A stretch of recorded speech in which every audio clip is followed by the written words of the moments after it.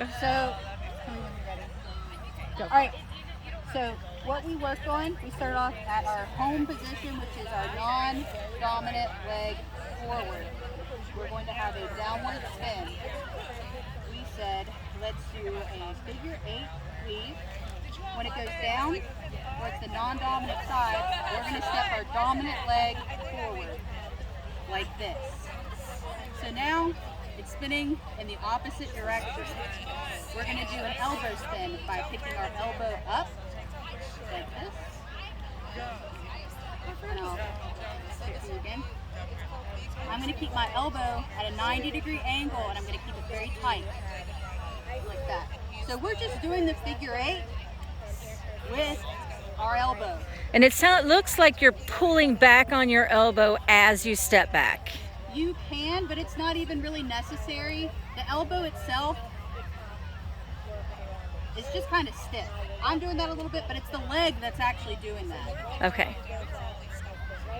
See, because if I don't move my leg back, that happens. So it's mostly the leg that's doing the work here. Okay. And there's a lot of things that you can do from this figure 8, but this is why I call it the home position, because you can do this figure 8 with a lot of things. You can do it with your legs. You can do it with your elbows. The elbows are the easiest to learn, I think. And, like I said, you already know how to do it if you do that step. You just got to figure out where on your body to place it. Okay. The other thing that we worked on was a neck spin. So we taught this in wall plane.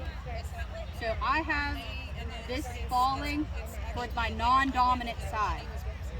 And the most important thing to remember is the movement that you're doing is this. You are just hinging at the hips. You're just hinging. You're waiting for this to go around your neck. And when it's about right here, you're hinging up. You don't have to do any neck movements. Okay. So, spinning towards my non-dominant side, catch on my neck.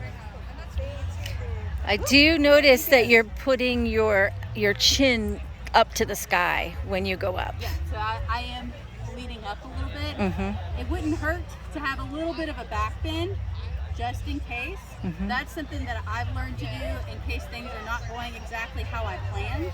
Yeah. And with practice, you'll be able to feel when things are going awry. Yeah.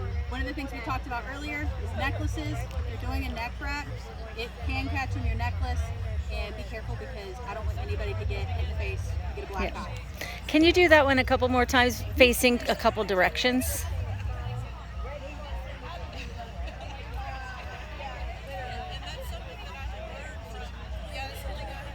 That is so cool.